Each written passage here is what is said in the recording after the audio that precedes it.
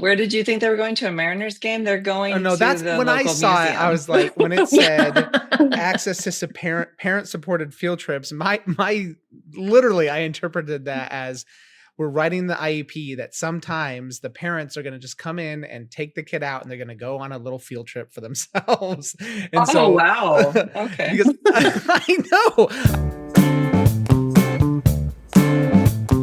Welcome to Spedsplaining, where special education gets decoded one case at a time. I'm Stefan, a former classroom teacher and current instructional coach, and I'm joined by three brilliant minds in special education, Darcy, Anna, and Leanne. Each week, they take real stories, often from right here in Washington, and break them down into plain language. We use these stories as a launch pad to explore the wild, wonderful, and sometimes frustrating world of general and special education. Whether you're an educator, parent, advocate, or just curious about how the system really works, we've got you. Let's dive in.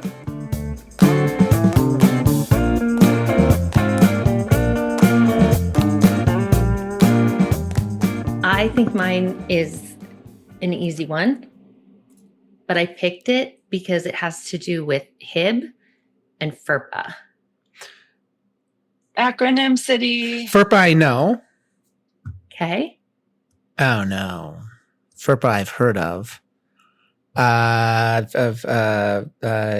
dang, it's student privacy protection, right? Yes. Yeah. Okay. HIB, never heard of that. Oh, really? Oh, should I have heard of? I've heard of it. I think Leanne doesn't know what it is, so maybe explain it to her, and I'll just nod. Harassment, intimidation, and bullying. Yeah. Oh, there's a lot of HIB going on in our house, Anna. I thought you meant with our 2-year-old. Yeah, that Am I the too. bully? That I think Way is just neater than me. terrorism. Don't make us come and investigate, okay? We're mandatory reporters. Harassment, intimidation, and bullying. Interesting. And FERPA is school HIPAA. School HIPAA. Gotcha. Yeah. What's that stand for? Family Educational Rights and Privacy Act. Okay. I know like that, what that is, and like that privacy piece, partially from being a teacher, but also when I talk to people about tech tools, especially the stuff around AI, like student privacy, COPPA and FERPA and CIPA, CIPA are there's some acronyms for you. I don't know what those. I don't either. COPPA is like... Child Online Privacy Act. Might be COPPA, Privacy Protection Act, and then CIPA is CIPA. I forget what that one is, but you're always looking for tools that are COPPA, FERPA, CIPA compliant. Because if you're using that and you're putting student information in those, and they've passed those benchmarks. So, and then we always took FERPA training, but harassment, intimidation, and bullying is I didn't realize there was an acronym for that, but there we go. Okay. Yeah, and you're probably going to have lots of questions that I may not be able to answer because I'm definitely not an expert in HIB regulations and process and things like that. But I thought this was interesting because we were just having a conversation around investigations and the requirements of school districts to investigate allegations when they're made. So yeah, we haven't gone down this road before. Like this is the first time it's come up. So this is exciting. New ground. So FERPA is the requires district to maintain confidentiality of students' educational records. And basically, like the big piece we talk about when we talk about FERPA is personally identifiable information, right? So like a last name or a student ID number, all of those kind of things that we talk about. And we even have a higher standard in special education due to case law and how people share things, right? And so like you hear a lot from gen ed teachers, well, I didn't know they were on an IEP, which I hope we never hear because right? Like we need teachers to know this information. But a lot of times, like a lot of people are like, this is private information. Like, don't share the eval, don't share what diagnosis they have, like those sort of things. And so I think we still kind of run into those situations with who should be privy to the information and who shouldn't. And I think sometimes that's made on an individual level rather than a system level, which I think we have some room for improvement on sometimes there. So this kiddo is in elementary school, and it was last school year. They're on an IEP. They had the IEP meeting early when school started, September. Everybody agreed on the goals. They reviewed everything. Parents were really concerned about behavior. This was showing up new. So they increased the social emotional time to 105 minutes, 5 times weekly, to be provided by special ed staff.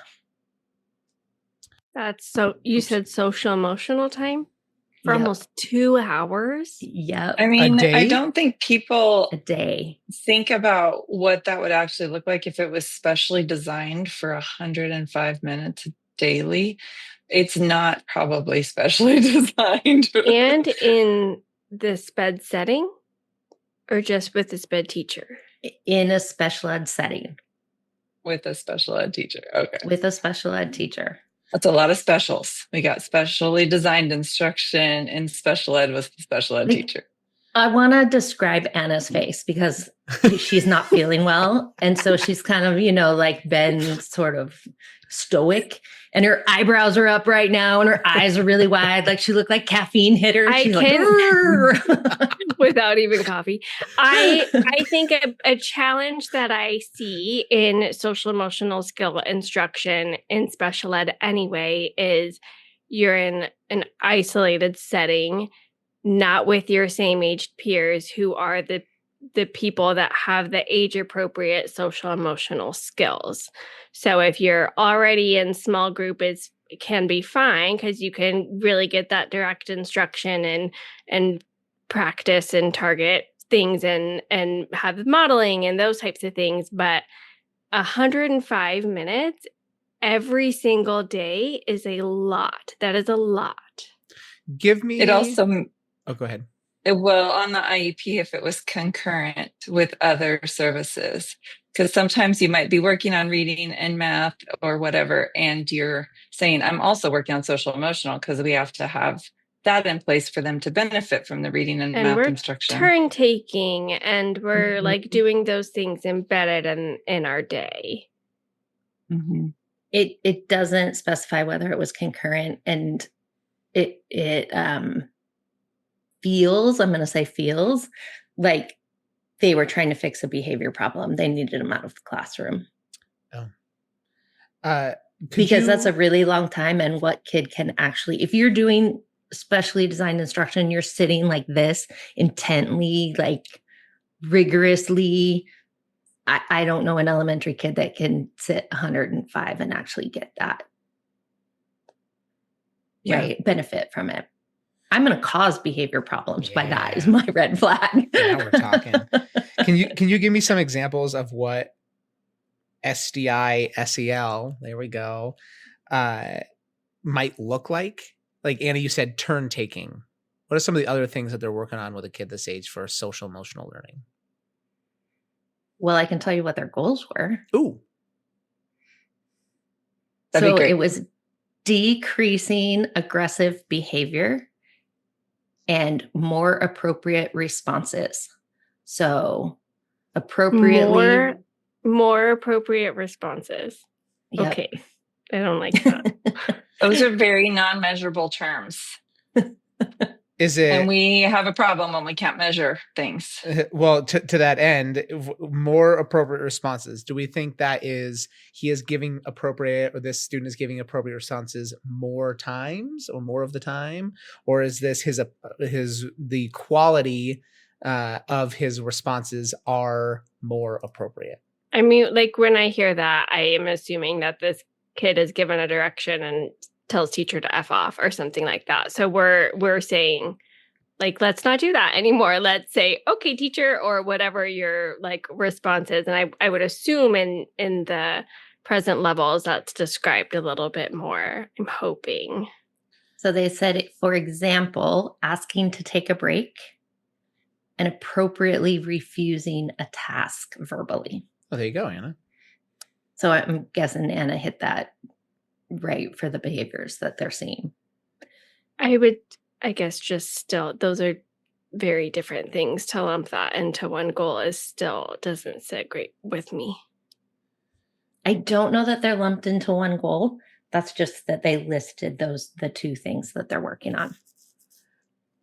And then they had accommodations for breaks, alternative setting, behavior chart, communication plan, fidgets, frequent breaks, and parent-supported field trips.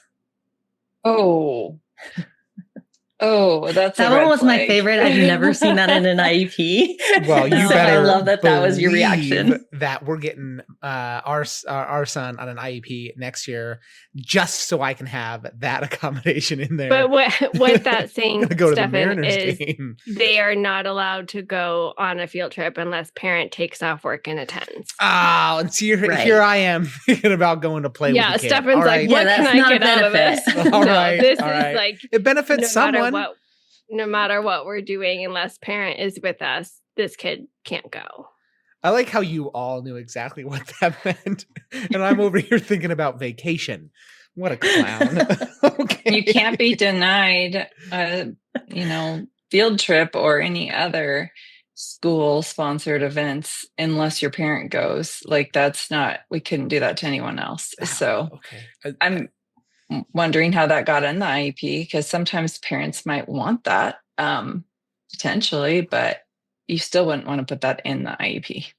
Oh, you're thinking I forgot to share. You think that maybe wasn't a request by the parents. You think that maybe the school put that in there because they need the parents on the field trip. There's no way parents said that, because parents can always volunteer to go on a field trip. There's no way, no reason for it to be in an IEP if parents just wanted to do it. Yeah, the only thing I was thinking is some parents are worried about their child with needs, so maybe they wanted to be there, but I doubted that was actually the case. I mean, that a school would know not to write that in the IEP, I think. I just totally thought it was, I figured helicopter parent a little bit. Like, you're not allowed to take my kid anywhere unless I'm going with them. But this being a request by the district completely recontextualizes that in my mind. Interesting. Do you see the difference in our marriage? Stefan approaches everything with rose-colored glasses. I'm like, they're probably just terrible. He's just and got I was the just going to say, always. I think it's sad that the three of us who live in special ed all went to the district. And Stefan's like, field trip. Well, we would train people not to write something like that so it hurt us physically. That is the amount of times Anna and I will be recapping our day, and she'll tell me some of the things she did, and I'll go, we have very different jobs. So I did forget to tell you one important thing about this case is this actually is not a due process. This is actually a special ed citizen complaint. What is that? So that is an SECC. That's what we call that, a citizen complaint. So anyone can go to OSPI and say, hey, I think the district did this wrong. And will it still a finding and coming from OSPI? It's not legally binding. Like, you don't have the attorneys involved and those sort of things. So it's kind of a step in between. So it's like facilitation, mediation, citizen complaint, and then a due process. Interesting. So it's kind of another tier of avenue that parents have when they think things are going awry. Cool. Which I wonder if families know that. Because I think that's not as common to hear about, I guess, more widespread. I think they happen, but I would guess if parents reach out to OSPI, they would say this would be your first step. How many parents do you think are aware the of other part OSPI? that this helps is when I say, like, you don't want a judge making that decision. Sometimes parents don't want a judge making that decision for them either. Right. So and this if they gives them read another their avenue. they read their procedural safeguards, it's in there. Yeah, that ridiculous 50-page Yeah, document that we give to every family every year. By the I'm time they're just in saying. middle school, they're like, I have enough of those for a bonfire. Speaking Like of when- ChatGPT, when does that I- come in PDF format? When I It does. hear, I have a one pager, Stefan, you can look at. It's actually right here. When I hear about issues or parents going to advocacy groups for help or things like that, I think citizen complaints are not typically what parents are referred to. Yeah, I I would mean, agree. we- I think there's probably a different level of understanding of what you're going to get. Okay. There is a whole video on OSPI's website of how to file a special ed complaint. So like they're trying to give parents lots of options for when they feel like they haven't, been heard at the school level. But it sounds like this one, they did land on that community complaint, which is great. It's a little bit easier. It's a little bit less contentious. But how long do those usually take to resolve, Darcy? That is a good question. I will have to check on the timeline. I think the district has like 35 days to respond. Maybe actually, I think they have less than that. I think they have 10 days to respond, and then OSPI has a timeline. And it is a quick turnaround, and everything has to be. I mean, they're very strict about how you submit your evidence and what you're using for evidence and what you're using for those sort of things. So, but OSPI, different than the court, is they say there's student specific findings and then there's district specific findings, and they're saying you need to go and do this. And so a lot of the times those are like, have a facilitated IEP, but this is what the end result has to be, or right, like those sort of things. So they're giving you, but that also doesn't mean that now I don't like what OSPI said, I can still file the due process. But also filing a citizen's complaint or community complaint is free, whereas going and getting an attorney and potentially not getting your attorney fees reimbursed is is harder on families. Gotcha. Okay. All right. I love that we made that whole part interesting because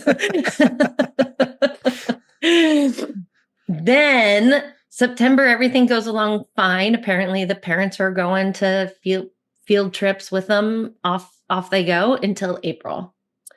And then April, a different family files a HIB complaint against this child. Did not see that coming. I definitely thought it was going to be the other direction. They report that the incident, and HIB, right, it has to be, let me see if I can find the language. It has to be consistent over time and something else.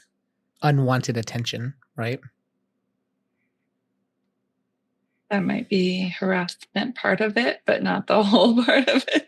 I'm just thinking of my safe schools training. I was thinking of sexual Good job, harassment as Stefan. well. Yes. Yeah.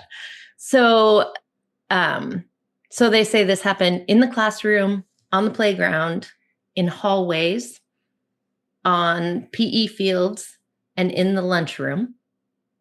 And that over this time, it included being hit, being kicked, being shoved, putting the student down, and making the student fearful to go to school. That's a lot. It also makes me it sounds several of the things you listed were like in unstructured settings. And if there's 105 minutes of social emotional support, I am surprised that none of that is in an unstructured setting. Like that is typically where we would increase the level of supports, is when those struggles often happen in unstructured settings. And I would have assumed that would have been more closely monitored. Yeah, I appreciate that, because that's where I went also. Like if I was going to have that 105 minutes, it would be during recess, during transitions, during lunch, all of those places where that big social if I'm struggling with my social skills, those are all the places I'm struggling with them. But then those Not would have been gen ed settings, right? Not a Yeah, special not ed 2 setting hours in in the resource math. room or something. Yeah.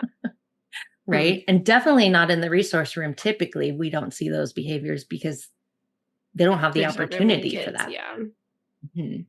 Limited kids, lots of adults, lots of eyes, and really highly structured time. So the district starts an investigation. They start digging into this, and they're like, "Yeah, we're not sure that that's the case." And so they follow up with this, and then the parents of the student with IEP file a HIB complaint against the kid who filed against him. So I want to clarify, when you file a HIB complaint, there's like a HIB person at your district that then does an Yeah. investigation. Yeah. Oh, What does that investigation typically look like? It looks like a review of records. It would just be like a more intense investigation than you would do for discipline, right? Like you'd be looking at video, you'd be looking at who did the kid tell, maybe asking some other kids, "Hey, have you ever noticed?" Like those sort of situations. Interviews. Yeah. And is there like a common person that often is like the HIB officer or whatever, or is it? Yeah, every school has one identified. It's typically a principal or an assistant principal School or someone counselor, that's maybe. doing that. Yeah. But because it's an official HIB complaint, there's like certain documentation different than a disciplinary route. Yes. Yes, and when there's a HIB complaint and there's an IEP, you really have to cover all your bases because it could be disability related Yes. HIB, and students are, protected from that. If the school knows, they have to do something about that. And on record, again, documentation is how you prove it happened. So that I'm glad you said that, because I think that's what's swirling in my brain is where's the line between a manifestation of a disability and sustained unwanted attention, and then I'm wondering where FERPA comes into play with this, like protection of student records. So I'm interested to hear about that. And this is, you said elementary school, right? Do you have an idea if it's like early elementary, late elementary? Okay. Didn't say a grade. Okay. So dueling HIB complaints. Dueling HIB complaints. Yes, that's perfect way to say it. So they say the student with the disability, they're not claiming that they meet the level that you need for it to fall under harassment, intimidation, and bullying. Not that they don't have some intervention that they need to do, but they said, it doesn't reach this level yet. But we'll put some interventions in place. So they get with the student who has the IEP, and they're like, no, wait a minute. We're filing a complaint against that other student because it's actually the other way around. So they file a formal complaint that bullying behaviors has happened toward their child for rejecting the student, putting the student down in front of other children, spreading gossip, making rude gestures, and constant critical remarks. I know it sounds like middle school, doesn't it? Yeah, that's why I clarified elementary school. I wasn't going to say that, but since you brought it up, this has got to be like 5th or 6th grade, and maybe this school district, like 6th grade, is in the elementary. Like this sounds exactly like the things I would see on a day-to-day basis. That came out wrong. It's not like we were out there like was super permissive with bullying. So behavior. many HIB complaints against you right now. But I'm thinking about the rejection and the like those types of things. Like there's definitely this line where middle school is a jungle and kids are figuring out how to treat each other. And there's that intentional integrated social emotional learning that you do with kids. And we did some dedicated stuff as well. But everything you're saying here right now sounds like a middle school setting. So yeah, I'm so glad you said that. All right. Yeah. So the school district is like, this is getting a little too crazy for me. We're going to like bring in an outside agency to investigate. So in our region, that's typically clear risk, right? It's our insurance pool. And we'll say, like, we just need an outside look. Like, right? It is better if it comes from outside, and then we can support it. So this outside investigator comes in and they put everything together. They're like, we want to see it all. And so they pull the reports, this was an interesting, both students' support plans. So after the first one, they built this support plan, right? Like, it doesn't meet HIB, but we got to do something to do some restorative kind of stuff. So they both have this plan now. That's great, right? Yeah, Like that's what I thought. Both students' suspension records. Okay. Which emails from both students' parents, timeline of events, the IEP, and all documents provided by the students' parents. So they also met and interviewed the parents to get information. Gotcha. This sounds like It sounds a job pretty I thorough. do not want. Yeah, it sounds very thorough. Sounds like they're doing their job. They're doing a great job. Sounds messy. And Yeah. the suspension records would probably be any disciplinary, like write-ups. Okay. Yeah. So not necessarily every time they've been removed from school, but if there's been a referral of some kind. I mean, they're trying to get a history of and build a profile essentially, right? Mm-hmm. Okay.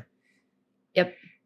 So they take all this, they put it together, they do their investigation, they go both ways, and they say, listen, this was not a HIB situation. Like, we have two kids that are not getting along. On either end. On either end. Okay. We need to do this restorative justice stuff, and submitted this to the families like in July. So it took a long time, like 3-4 months maybe, right? So they were very thorough and did this nice report and wrote it up and sent it off. And then both the parents got the report, and the student with the IEP, their parents, requested to get all the full records, like everything they looked at, anything they touched. They wanted to see exactly how they came up with this finding. The outside agency. Right. Is that allowed? Oh, don't answer that, because I think I know where this is going. All right, go ahead.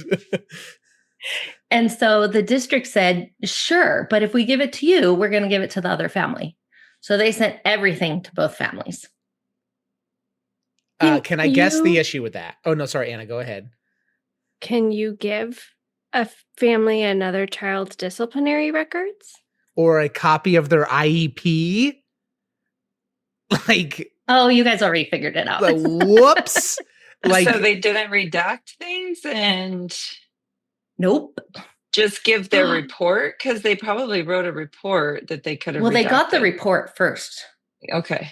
And then they wanted the actual. And then the family that had the student with the disability was like, I don't know how they came up with this. I want to see everything they looked at. No, you just get the report. Yeah, the answer is no. Sorry, you can't do that. I mean, is there a law that they have to give that over, or a public records request? I mean, it fell under anyway? public records. They'd get it anyways, right? I guess I'm thinking it's summer. Oh, sorry, go ahead. Like, I'm just from the school end, right? It's summer.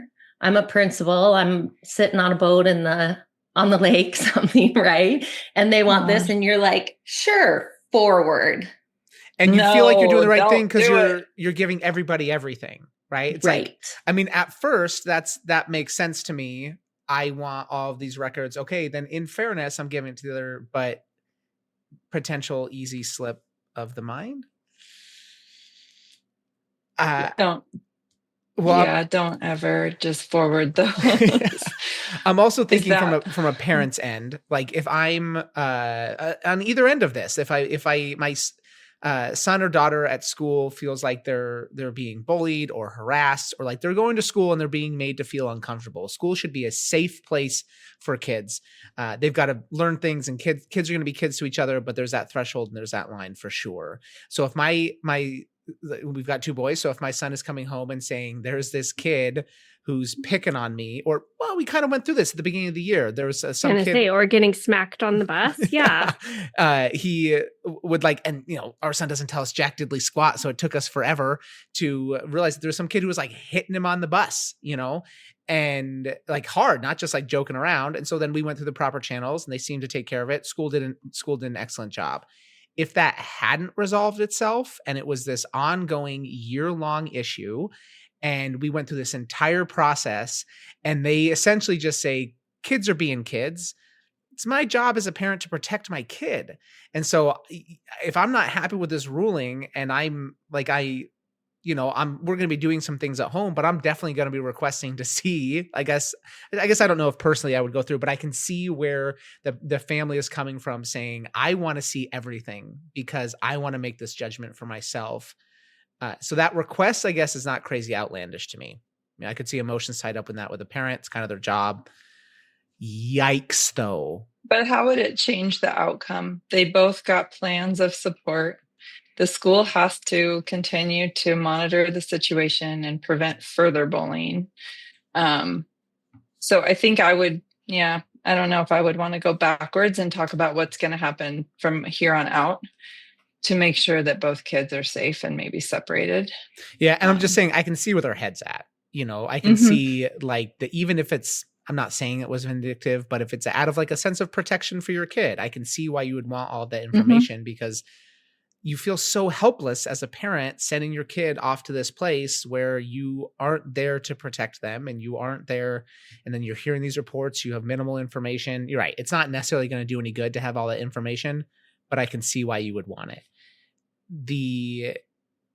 I guess I'm interested. I'm going to stop talking because I'm interested to see what happens after the family of the student with the IEP finds out that their child's IEP and discipline records were given to another family. Well, they file a citizen's complaint. There you go. And here we are. And the other piece that I think needs to be said about this also is I'm not disagreeing with the family that obviously I think we can all say they shouldn't have released unredacted records. They have a problem there. But these two families know each other. They know the kid's name. They know exactly who they are. Like I'm guessing that kid who was smacking yours, you know exactly like, hey, Devin. Sorry, all the Devins in the world. But families know, right? It's not like, oh, that's a surprise. I can't believe it was Devin, right? So I think there's that piece also that's like this dueling of not just kids, but how adults get involved. And then we pretend like all through this case, it's like student 1, student 2, student 1. I'm like, everybody knows who the kids are. Right. Yeah. It also like just thinking about school, I heard you guys say it was like awesome that they built those student support plans, and I agree, but I would also be wondering, what are they doing systemically? Like if it's very rarely just one kid, right? Like it's usually a systems issue. Are we teaching social emotional learning embedded in our classrooms? Do we call everybody friend? Because you don't actually have to be a friend, but a lot of schools say, well, that's your friend. Do you know what it means to be a friend? Like we overuse that word and we're not actually teaching what a friend is and how to be a friend. And like those are skills that need to be taught from early on. And so like the systems perspective of what are we doing? It's not just these two kids. There's no way it's just these two kids that are having this issue. Well, and also thinking, I'm assuming when they're doing this 105 minutes, 5 times a week of SEL, I'm assuming they're aligning these things to like the SEL standards. If this is, a Washington school, But that's SDI. That's not the Gen Ed lesson, SEL lesson. That should be aligned to the standards. Obviously SDI should as well, but if it's SDI, you're saying what you're getting in your typical classroom is not enough. You need more. You need something specially designed just for you to be able to learn those skills. So the obligation on the alignment with standards, it should be happening in the classroom. Yeah, and I think just the reason I bring that up is that's my frame of reference through social emotional learning is like you applying and integrating those standards with my own students and then leading professional development on them. And so like it brings, like I'm thinking about that self-advocacy, that social awareness piece in those standards. And like, I guess I'd be focusing systemically. I like this idea of doing things systemically around like, how are we supporting taking care of your community in our school? And then there's obviously these specific use cases or specific cases in here where, systems should support the majority, but then you need specially designed instruction for specific things and personalization. But I'm wondering what kind of like self-advocacy skills these kids have, because if it's been ongoing, and not to victim blame if there is one in this situation, but like, what are you doing to solve your own problem? It's just something, that we see like inside our home. Our youngest, our oldest should be filing a HIB complaint against our youngest because he gets pushed around all the time, and we're trying to teach our oldest, like short of like hit him back, we don't want him to like internalize that behavior, but don't just sit there and let them smack you. Those skills need to be intentionally taught to kids. So I'm wondering what kind of instruction or support is happening in the gen ed setting on a systemic level to support all kids in developing those skills and having the vocabulary to talk about them and articulate them. See, and that's essentially what I was saying. Like, sure, I understand as a parent, like not. Well, this is what we went through with our kid when he was getting hit on the bus. My question is, what are you guys going to do to stop this? Because there's nothing I can do. I'm not there. Like, sure, we can be talking to our son and telling him to stop, tell the driver, move seats, right? All of those things. But at the end of the day, this is on your time, your property. What are you going to do different? And like you said, to school and bus's credit, they did a great job. They had a whole plan in place, and it hasn't been an issue since. So like, as a parent, hearing the HIB complaint and emotions involved, absolutely, being disappointed maybe that, this didn't come out the way that I want. But obviously we're coming from an educated perspective on how the system works. So my response wouldn't be, okay, I want to see everything. My response would be, okay, then what are you going to do about it? I also am thinking like this student had 105 minutes of instruction, and one of the goals was him not knowing how to say or how to appropriately protest something, right? Or reject something, saying no. So wasn't that one of the goals? So here you have, potentially a student picking on him. He doesn't know how to say no. So then he's going to potentially be aggressive back. So like, is the IEP working would be another question for me as a parent and as a school professional. Like, what are we doing to change the social emotional instruction now that we know that we also have this HIB issue? That's a really good point. Like, this could very easily be a case, just to make some wildly potentially dangerous assumptions. This could very easily be a case of an elementary school student seeing another kid who is different in a pretty visible and vocal way, right? Kids are oftentimes distrustful of things they don't understand, having an inappropriate reaction towards that student, which then the student with the IEP, it's documented in their IEP, responds inappropriately, and then they don't have the skills to mediate that because they're in elementary school, and it just escalates into what parents identify as bullying or harassment, because like you've got this kid and it's like, who even knows where it started? I mean, you could very easily see that going that way. I've seen that in schools. And I was thinking to something Anna said. She's like, friends, do we know what friends are? And I was thinking, our whole nation right now needs a lesson on how we treat people who aren't friends. I don't have to like everybody. I'm never going to like everybody, but I need to know how to treat them. Yeah, she doesn't even like everybody on the Zoom call. Just saying. that is one of my like big things that I know it's just like a pet peeve and kind of unpopular opinion of mine, but I hate that we have little kids. Like, we just say, well, talk to your friends, talking about everybody in the class, because I just think we misuse that term and it loses its meaning. And then you don't have to treat friends with kindness. And right, like, there's just so many of those complexities that come with the language that we use. And we need to be more careful about what we're teaching kids. I can see Stefan, though, teaching middle school and being like, let's all get together with our friends. Yeah. I like it's the making of a HIB complaint. I routinely started my class up by saying, all right, nerds. Like it was a much different vibe in my classroom. So this is the corrective actions is what comes out of a special ed complaint. Yeah. I mean, like damage done, right?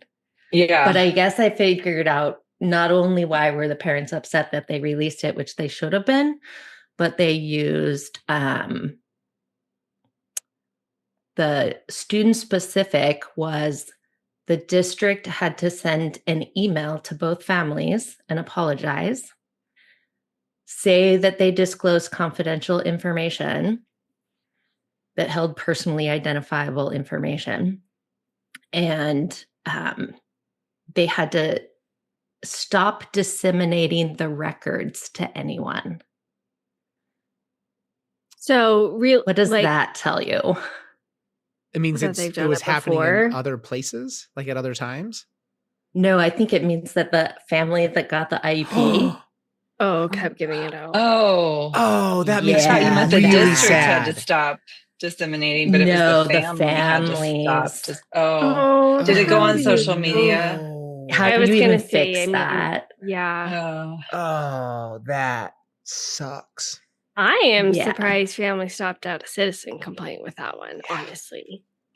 Yeah, I and maybe it went to OCR after this. Like, I Yeah. don't know, but I'm like, that is, and what does the district do? Like I'm going to give you a directive to stop it, but what does the district have to actually make that happen? I don't know. And the email response is really to like document in writing an apology. So it's not just I would hope you would also sincerely have a face-to-face. I'm sorry. Right. Like we messed up. Yeah, the email was what they had to do, and that they had to ask the both families if they would destroy the discipline records and the IEPs. I mean, the one IEP that were released because the school had no obligation, right? Like I can't give somebody else's discipline records to but they a can't different family or like the IEP, school can ask that, but they can't force the family to do it. And if it's on social They media, can't. it's online forever. Well, we don't know that it was on there. We're just But you said this, I don't know. this I was just say last year. Stop disseminating, sharing the records. So like as that does not sound good. Yeah. As a like district admin, what would have happened to that? So that was the admin student did specific part. And then the district had to redo all of the records appropriately and redact them and then re-release them to the families appropriately. And then the district, they have a whole bunch of training to do. I was going to say training. Yeah, they had certain topics. They got a short list of who they could bring in to do the training. They were pretty specific that it couldn't be a training within safe schools. It had to be so many hours. They had to have certain staff there. So they really were like, you guys need to get your stuff together. Like just forwarding unredacted documents cannot be your process. The superintendent was involved in the trainings. I'm guessing that principal was not on the distinguished list. I was going to ask, like, is it likely that was more than just a slap on the wrist to principal or whoever it was that actually forwarded? Yeah, that's definitely going to come up in your evaluation at the end of the year, but also potentially some discipline. I'm sure some discipline around this. If the principal survived, to be honest, right? Depending on how that information was shared out in the community. Does it say which district? Because I'm just wondering if it was a big or a small. It does say which district, but I'm not going to say it on the podcast. No, I just big or small. Because in a small town, it's a large. Oh, okay. It's a large district, but I don't think that matters whether it's a large or small because your community is small. is small. Yeah. I mean, your neighborhood school is people your you know. neighborhood. Yeah. Yep. But, when it's a small school, you're also related to half the town, so that's the part that, and then when they you already said know. parent on the bus, I'm like, well, maybe, or on field trips, maybe parent works at the school as well, Oof. Yeah. So did we learn anything? What did we learn from that case? I mean, systemic social emotional like integrated social emotional skills. I love that area. I love that content. I love leading trainings on it. I love thinking about it when I weave it into lesson plans and PD. And I think a coworker of ours did a really great what was a training she did, SEL and like executive functioning or something, that like she's done with a bunch of different districts. And I was doing some stuff with the district in our region, and so I connected with her right before I did that. It's like, hey, here's what I have. What do you have? Can we? And she's got some cool ways of thinking about that. She's got this really amazing way of describing. You've probably seen it, describing how SEL is a delivery method for the content in your classrooms, and it's so often thought of like one other thing, but it has the potential to cut out so many problems before they even start, if we can be thinking about how we weave into our lessons how to support kids in being nice to each other, how to treat people who are not our friends respectfully. But I would also say in Washington, we're pretty lucky to have a state that does support that stuff. Like yesterday, we had our Behavior Supports in Schools quarterly collaborative, and somebody from Oklahoma was there, and in my small group, and they have gotten a direction from their state soup not to do any of that. Because why would you want to treat people? I don't even know with how empathy? you not do it. Well, there are I definitely. don't even know how you like bifurcate that. Yeah. Yeah. Like, nope, we're not doing it. It's official. Well, yeah. I mean, I do think that there is a misunderstanding of what that is and what diversity, equity, and inclusion are, but the acronyms make them sound scarier, maybe. And Sorry, how you believe the yeah. good that every parent wants to go on a field trip. All right. I'm going to have to figure out how to include that. That was very good. I want to say, though, as a special education leader, my takeaway from this would be just really thinking about when you have a student who has social emotional on their IEP, and it's an area that they are, it's an area that they are underperforming in, that they need specially designed instruction in, and then you get a HIB complaint, those things really need to be thought about intentionally and planned for and taken seriously,